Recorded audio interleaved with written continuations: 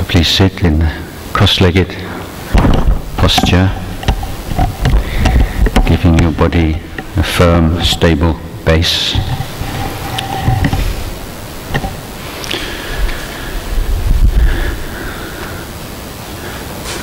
Sitting straight, but not rigidly straight, naturally straight. You can imagine being a puppet or marionette and a string on the top of your head pulling up towards the ceiling. So you have that upward pull through your head and tuck your chin in a little bit. And sitting still, you can position your hands as you wish. Find a position that's comfortable and then keep to that. You can sit with the thumbs lightly touching, and then if you lose your awareness, the thumbs will come apart and it will be like a signal to you that you've lost your awareness. Or you can put your hands on your knees in a sort of yoga posture, whatever is most comfortable for you.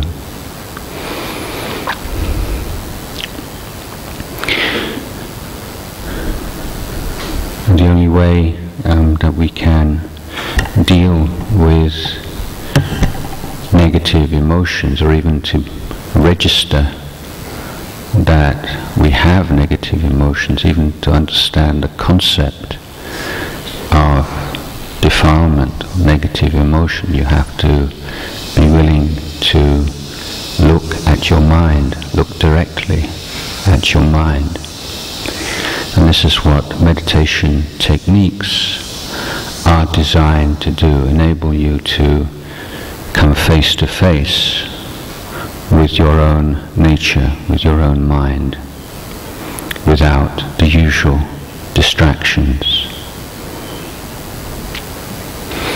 Now when you try to do that, there are various obstacles that arise. And keeping the mind on the sensation of the breath, then the obstacles reveal themselves. And if you can avoid frustration and discouragement, boredom, then we can learn to distinguish defilements and learn how to deal with them.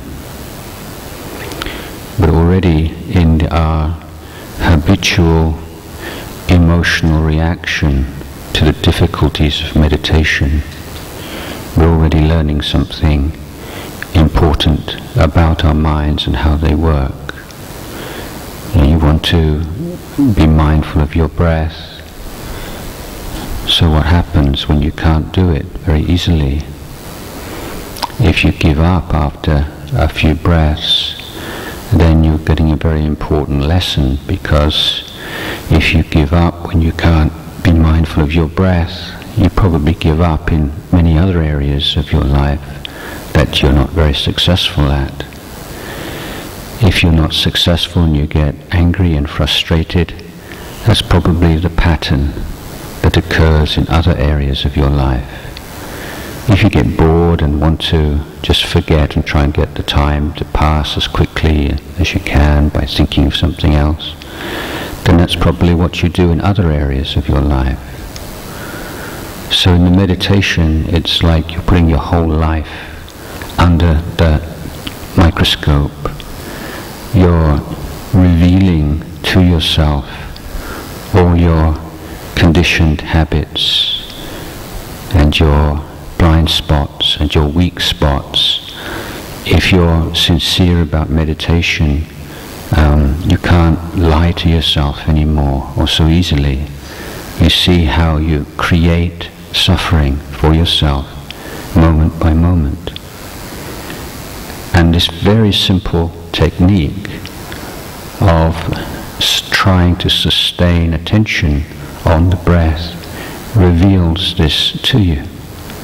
say, oh, this is my personality, this is my habit, this is how I am. So you can maybe create an image in your family and in your circle of friends and be successful in sustaining that image. But once you close your eyes, now you're with who you really are and what's really going on. So you have to be very brave to do this, and that's why many people don't want to meditate, because you have to be really honest. You can't be dishonest with yourself if you intend on practice of meditation. What's really going on? Why can't you be present? Why can't you be in the present moment? What's stopping you from being at peace? What's stopping you letting go? So there are all kinds of things that we can learn. Skills can be learned, but we're really seeing exactly what work needs to be done. So it's not listening to anybody else telling you who you are and what you need to do to sort your life out. You don't have to believe anybody else. You can see exactly for yourself. You can see all the desires and the fantasies and the fears and the anxieties,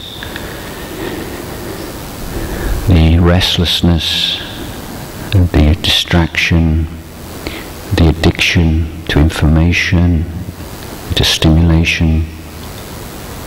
You're really seeing these things very clearly now. You see them because they're all the things that stop you from being mindful of the breath.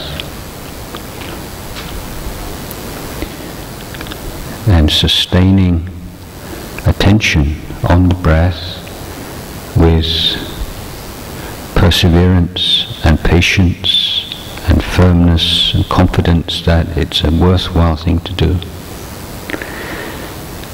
You are for the first time in your life learning some really effective means of understanding yourself and being able to deal with your mind. How to free yourself from this prison of thought and obsession, compulsion, addiction. And being able to see that positive qualities of contentment, peace, clarity, joy, all these things can very easily appear in any human mind if we are willing to create the causes, the conditions for their appearance, and if we're willing to take care of them and look after them once they have arisen.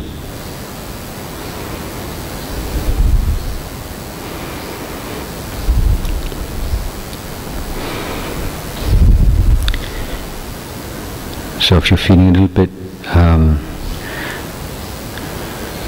disinterested or bored or generally distracted, then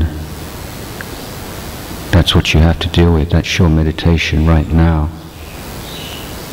Being able to heal these kinds of unwise kinds of thinking.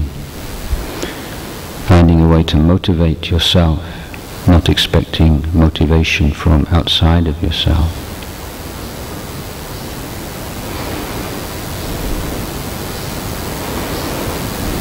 Be aware of the breath generally throughout the whole body, emphasizing that sense of ease. Or you can, as the mindfulness improves,